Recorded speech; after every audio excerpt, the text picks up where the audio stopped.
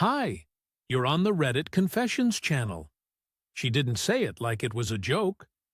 Clarabelle dabbed the corner of her lips with a napkin, locked eyes with her brother across the table, and said right as I passed her the salt, "Without me, he'd have nothing." I didn't even react. At first, I thought I misheard her. Maybe she meant it differently. Maybe he was someone else. Maybe there was context. But no, she meant me, her husband, Everett, the man she married. Because, in her words, once, you make me feel grounded. Apparently, now I'm just deadweight with a mortgage and a driver's license. The room fell into this uncomfortable hush, where only the clinking of forks against porcelain filled the space. Her mother pretended not to hear it. Her father gave a little grunt that might have been approval. Her cousin giggled. And Clarabelle, she just kept chewing. I looked down at my plate. 3 bites of her mother's dry lasagna, 2 slices of store-bought bread, and a whole lot of disappointment. I swallowed the bite I'd been chewing for too long and said, "Then let's try." She blinked. "What?" I looked her in the eyes, calm as ever. "Let's test that theory. Let's see what I've got without you." She froze. Now, Clarabelle isn't someone who gets surprised. She's a planner, a controller. She once emailed a florist 4 times to confirm the roses would be soft blush instead of bruised coral. But in that moment, her mouth opened just a little, her napkin still in hand, like it was going to protect her from what I just said. I stood up. No yelling, no scene, just slowly, deliberately picked up my coat and keys. Her dad muttered, "Sit down, Everett." I replied, "I've been sitting for years." And I left. I didn't go far. Just drove around, parked behind a shutdown, and stared at the flickering sign of a 24-hour gym across the street. I thought about everything about the years I spent making sure she never saw the bills late. The way I gave up a promotion because it would have taken me out of town too often. The way I ignored the strange names that popped up on her phone with emojis I didn't recognize. I thought about the time she told me my taste in music was embarrassing, and the way she rolled her eyes when I said I liked classic cars. I thought about how many times I had apologized for being too sensitive, when really I was just reacting to her slowly grinding down my self-worth one sarcastic comment at a time. But I also thought about the safe. Clarabelle had a drawer she never let me open. She said it was for feminine stuff, but I knew the sound of that drawer opening in the middle of the night. I knew the hurried shuffling, and I knew how she always shut her laptop the second I walked into the room. So I went back, not to talk, to check. She wasn't home yet, still putting on a show for the family, probably spinning some story about me being dramatic. I went to that drawer, opened it.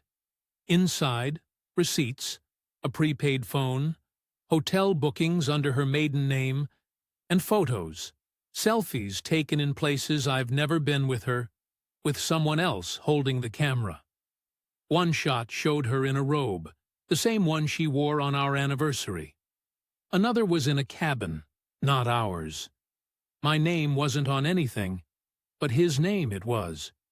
And it was someone I knew. By the time Clarabelle walked in, I had already printed everything. I sat at the kitchen counter, the papers spread out like some twisted collage. The second she saw them, her heels clicked to a stop. The silence between us felt like it had weight, thick, impossible to ignore. She stared at the evidence, then at me like she was debating which one was more of a threat. "You went through my things?" she asked, like I'd been the one hiding another life in a drawer full of paper trails and betrayal. I didn't answer her.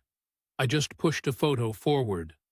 The one where she was in a robe with a man's arm barely out of frame resting behind her on the headboard. "Is this Denton?" I asked. Her lip twitched. I saw it. A tiny crack in her carefully built mask. Denton was her co-worker, A guy I met once at a work mixer. The same guy who told me my wife was too sharp for just one man at the time. I laughed it off. Now, that sentence felt like a breadcrumb I'd missed. Clarabelle didn't deny it. She just shrugged. That shrug hit me harder than if she'd screamed. "You were boring, Everett," she said, grabbing a bottle of sparkling water like we were mid-debate and not standing on the ruins of our marriage. "You never took charge of anything. You just existed." Denton actually makes me feel something. I wish I could say I stayed calm, but something inside me cracked. Not with rage, not even with heartbreak, just a deep, hollow ache. I said, "So, the plan was what? To drain our joint account and disappear into the mountains with him?" She looked away, which was all the answer I needed. And then she smirked, and said, "You wouldn't survive a week without me. I've carried this relationship for years." That's when I laughed. Not because it was funny, but because it was ridiculous. She really believed that. Truly thought I was helpless without her. Maybe she even needed me to believe it too, to keep her little narrative alive. So, I told her the truth. I told her I already froze our accounts the minute I saw the second booking. I had called the bank, explained the situation, and transferred my share into an account she didn't know existed. She blinked, caught off guard for the second time that day. I wasn't supposed to be capable of that. Apparently, I was supposed to sulk, beg, plead, maybe storm off and cry in my truck like some pitiful sitcom husband, but I didn't. Not this time. "I told you at dinner," I said. "Let's try. Let's see what I have without you." She took a step back. Her confidence started to wilt. "You're being impulsive," she said. "You're not thinking clearly." But I was. For the first time in years, I was thinking without her voice in my head. I looked around the kitchen, the same kitchen I'd painted, where I fixed the cabinets she slammed, where I patched the wall after she threw a plate at it during an argument I had apologized for, and I realized this wasn't my home anymore. It was just the set of a story she'd been directing for too long. I packed a bag that night, just essentials, left the rest. She stood by the door, arms crossed, still expecting me to beg. I didn't. I said, "Good luck with Denton," and I left. But as it turns out, Clarabelle wasn't the only one keeping secrets. And Denton, he wasn't just another man. He was something else entirely. And what I discovered next, that nearly broke me. I didn't go far that night. Just 2 towns over to a motel that smelled like stale coffee and old carpet. But at least it was quiet. I couldn't sleep. I kept replaying Clarabelle's words. That damn smirk, and the way she shrugged off our life like it was an old coat she didn't want anymore. But the worst part wasn't her betrayal. It was that deep-down voice whispering, "Maybe she's right. Maybe you are nothing without her." I couldn't let that voice win. The next morning, I went to work like nothing happened. I own a small renovation business, mostly kitchens and flooring. Clarabelle never paid attention to it. Thought it was cute that I used tools for a living. She liked telling people I fixed things like I was a glorified handyman. But that business paid for our house, our car, and, ironically, her spa days and designer handbags. I never needed to flaunt it, but now I was glad I kept it all in my name. By noon, I was on autopilot. Demolition, measurements, talking with clients, pretending everything was fine. But in the back of my mind, I kept thinking about that drawer. Something hadn't sat right. It wasn't just the photos. It was the way she hid them. Like she wasn't just cheating, she was planning something. So, when I got off work, I didn't go back to the motel. I drove back to the house, parked down the block, and waited. Her car wasn't there. Good. I let myself in, went straight to the drawer, and pulled everything out.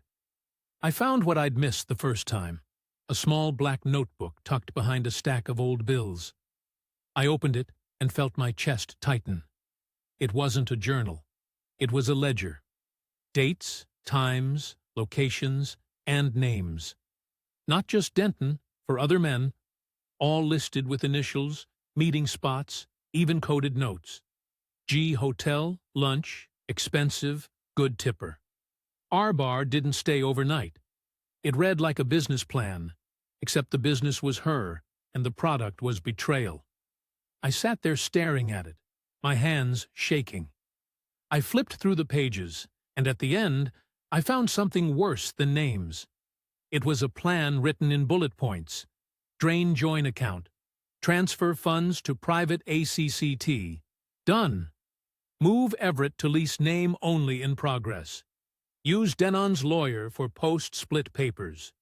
Push divorce after bonus hits. February. Keep house.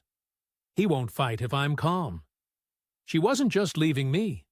She was gutting me piece by piece. Like I was nothing more than a minor obstacle between her and her new life. This wasn't emotional.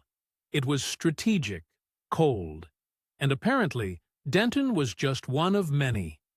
A convenient pawn with a good jawline and a job title she could brag about. I wanted to scream, but I didn't. I took photos of every single page. I uploaded them to cloud storage. And then I did something I wasn't proud of. I logged into our home security system. Clarabelle never changed the password. She thought I was too simple to bother checking, but I'd installed the system myself. I knew there were cameras, not in private rooms, but one facing the front hallway and living room. I scanned the last 2 weeks, and there it was. Night after night, Clarabelle opening the door, greeting different men like it was normal, kissing them, walking them toward the hallway, sometimes laughing as she waved at the camera like she knew I'd never look. But one clip stood out. It was from 5 nights ago. Denton, he wasn't alone. Clarabelle opened the door and greeted him.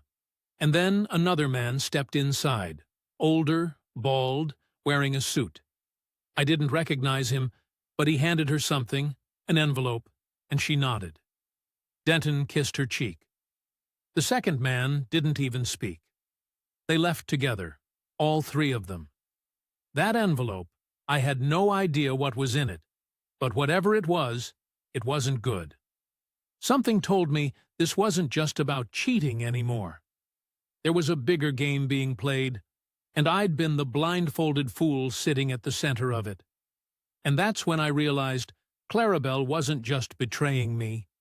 She was using me, and I had no idea how deep it went.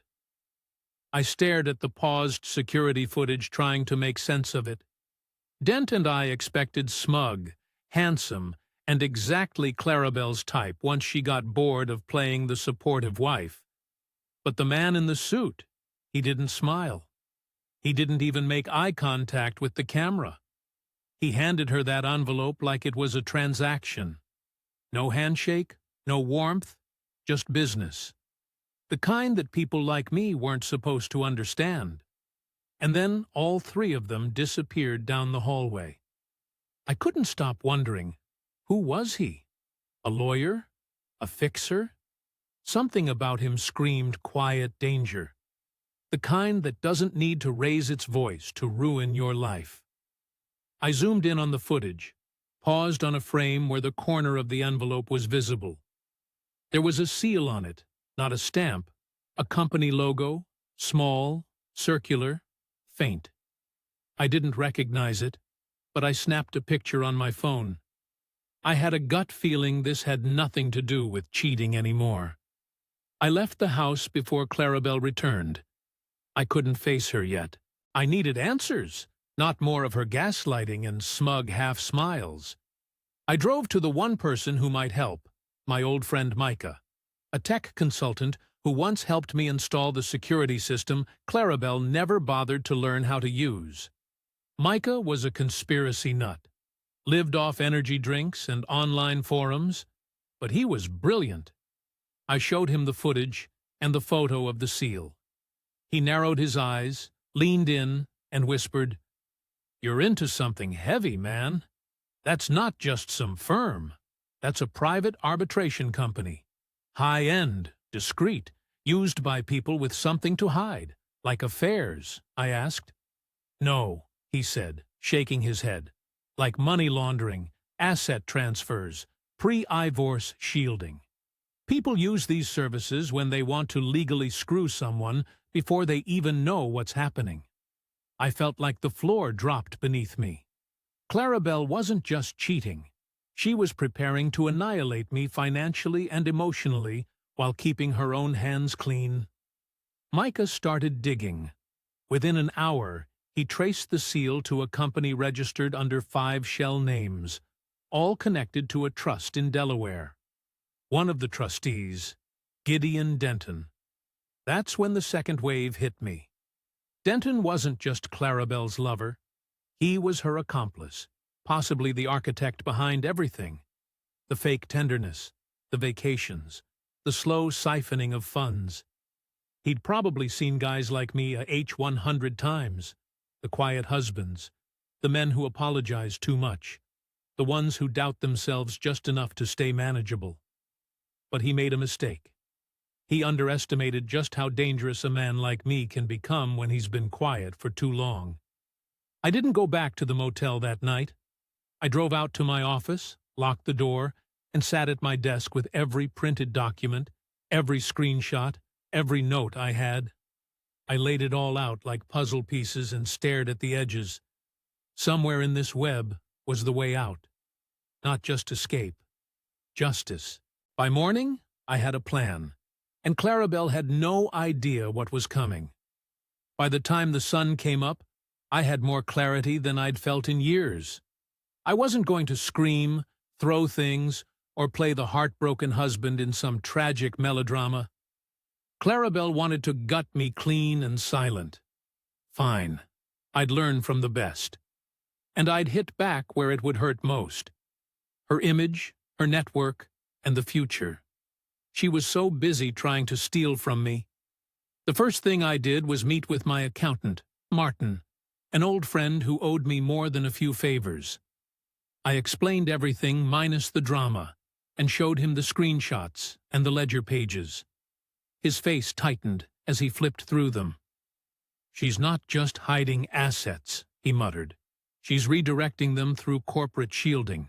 Someone's helping her, and they're good." I asked if there was a way to get ahead of her to freeze what hadn't already been drained.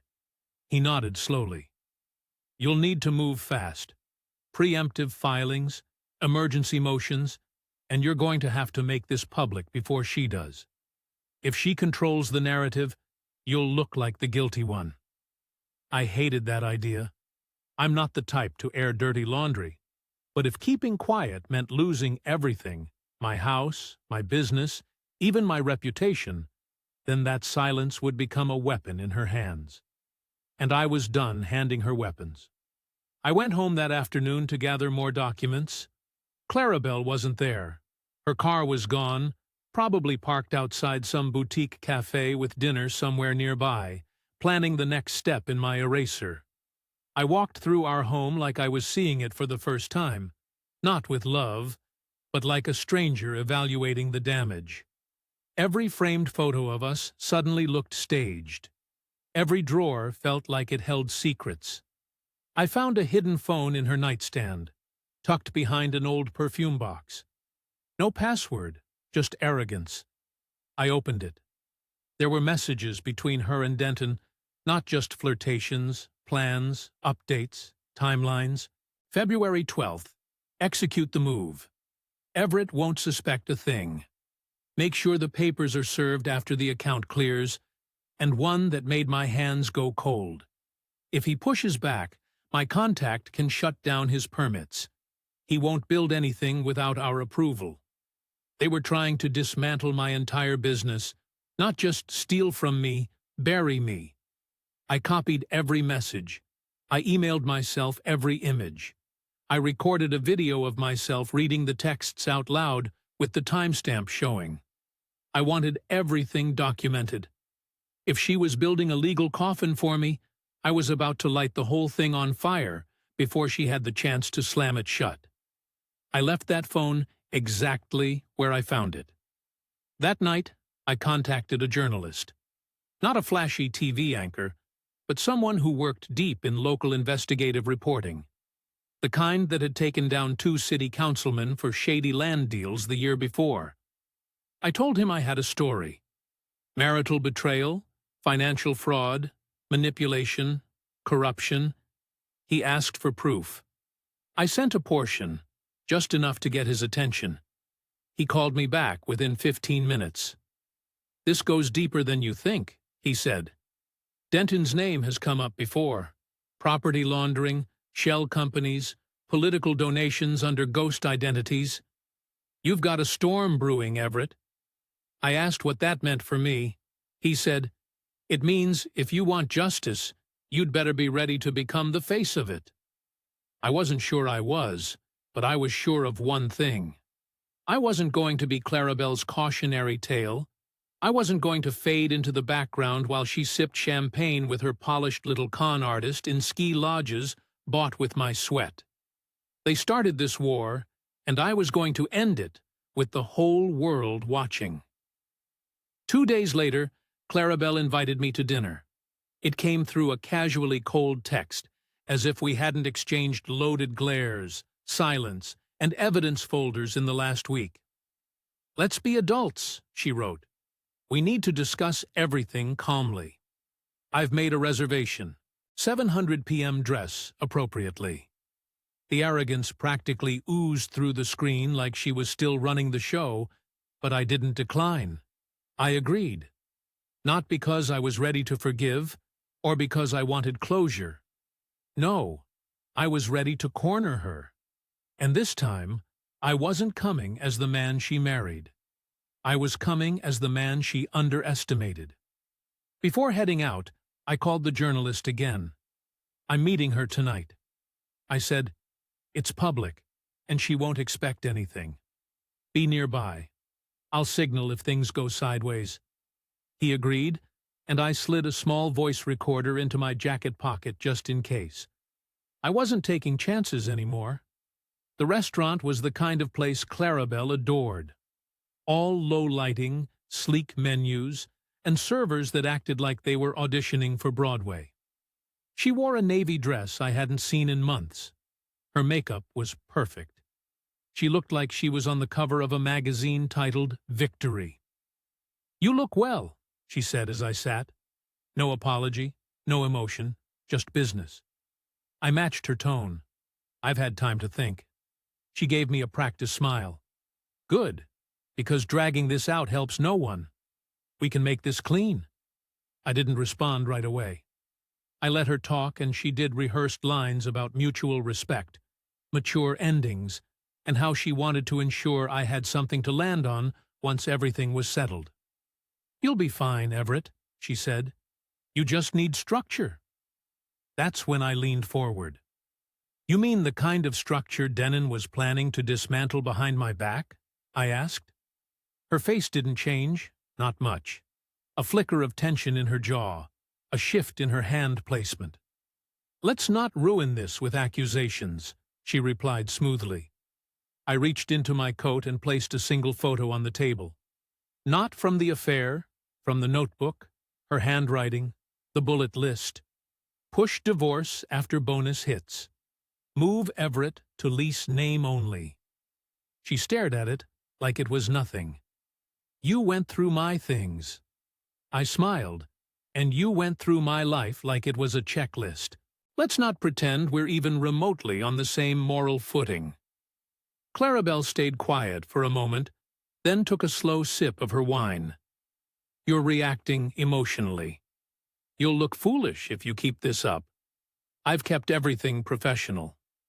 "I'm not the one with a second phone," I said calmly, "or messages arranging illegal asset transfers through shell companies, or recordings of financial advisors delivering envelopes to our house while Denton plays bodyguard." Her hand tightened around her wine glass. "You think you're safe?" I said quietly. You think people like Don stay loyal, but he's already under investigation. That journalist I spoke to, he's linked Don to 3 open cases. Your name might not be in ink yet, but it's in pencil, and they're sharpening the eraser. Clarabelle's mouth finally opened, but no words came out. I stood up.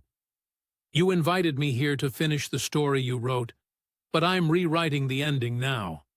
I left her sitting there at her favorite table in her favorite dress, staring at a version of me she didn't recognize anymore.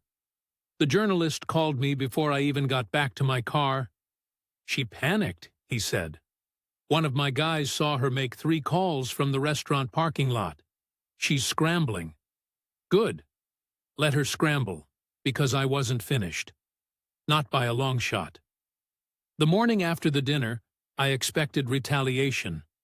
Clarabelle had always been predictable in one way. She never liked losing control.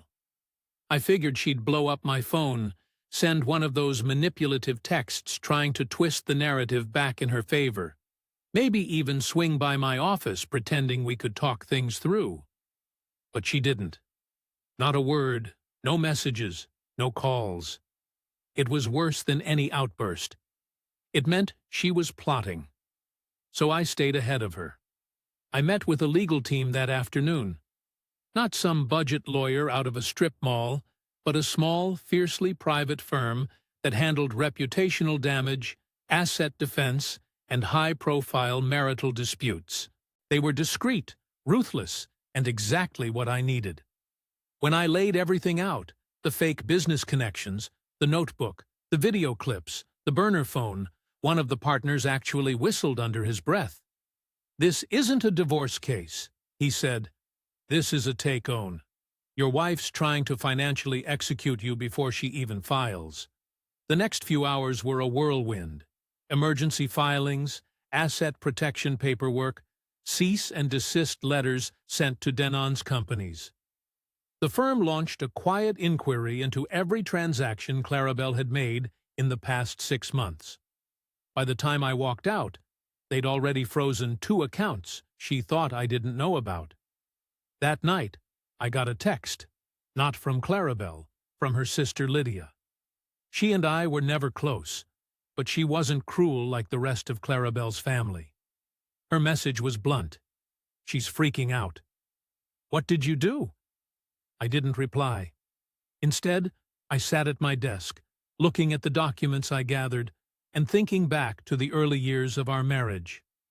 I used to believe Clarabelle's coldness was just how she protected herself, that the sharp jokes, the sideways glances, the controlling nature, it was just fear or maybe a learned behavior from growing up in a family where affection was currency.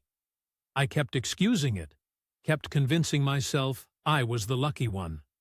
But now all I could think about were the moments she made me feel like I was a burden. The way she once told me I lacked presence when I didn't speak up at a party. How she joked about my builder's tan in front of her friends, laughed about my budget wardrobe while I paid for her designer shoes. She didn't love me. She never did. She loved owning me, and I let her until now. The next morning, the journalist reached out again. "We've got enough," he said. "But there's something you need to see." He sent a folder. Inside were financial reports from Den's companies. Buried in those numbers was a recurring transfer labeled only as consulting services. Same amount, same date, every month. The recipient, a company under Clarabelle's name. She wasn't just trying to ruin me. She was benefiting from Denton's schemes actively, willingly. On paper, I stared at that file, heart racing. This wasn't just betrayal. This was criminal. Before I could even process it, another message came through from Clarabelle. Just one line.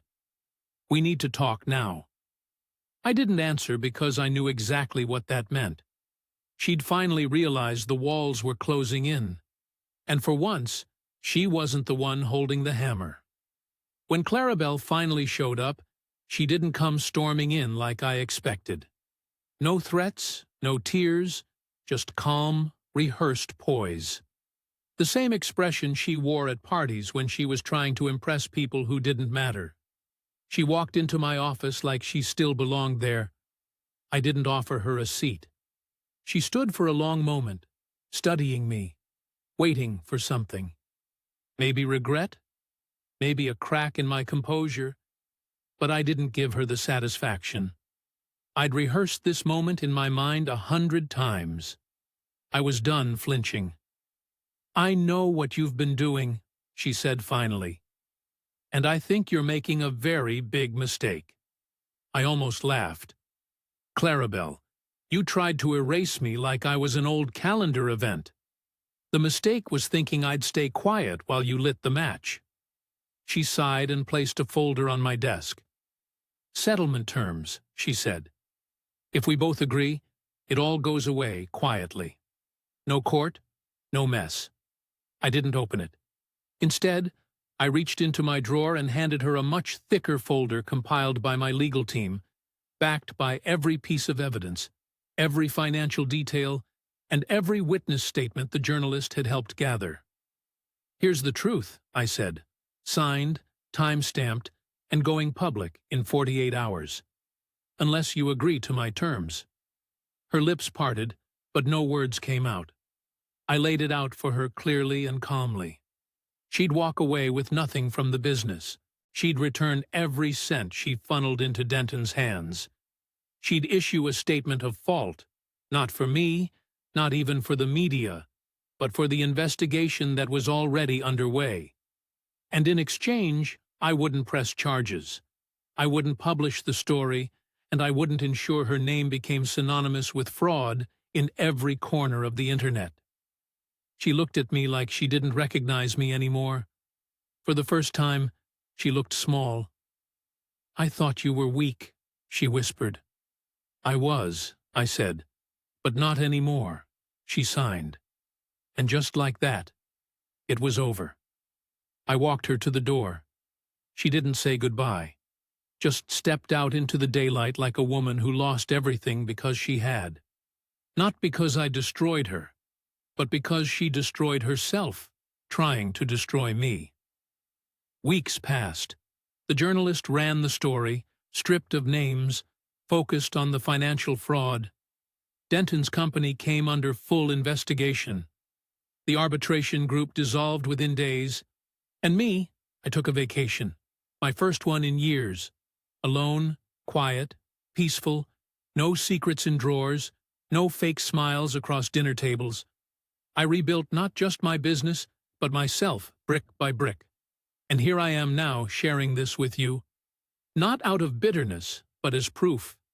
Proof that the quiet ones, the boring ones, the ones who keep their heads down while others try to step over them, we are not weak. We are patient. And patience, when it finally moves, is unstoppable. Thank you for watching Reddit Confessions. If you've ever seen someone underestimate the wrong person or live through it yourself, tell us in the comments. And here's something fun. Share the most shocking historical betrayal you know of. We love a good plot twist from history. See you in the next story.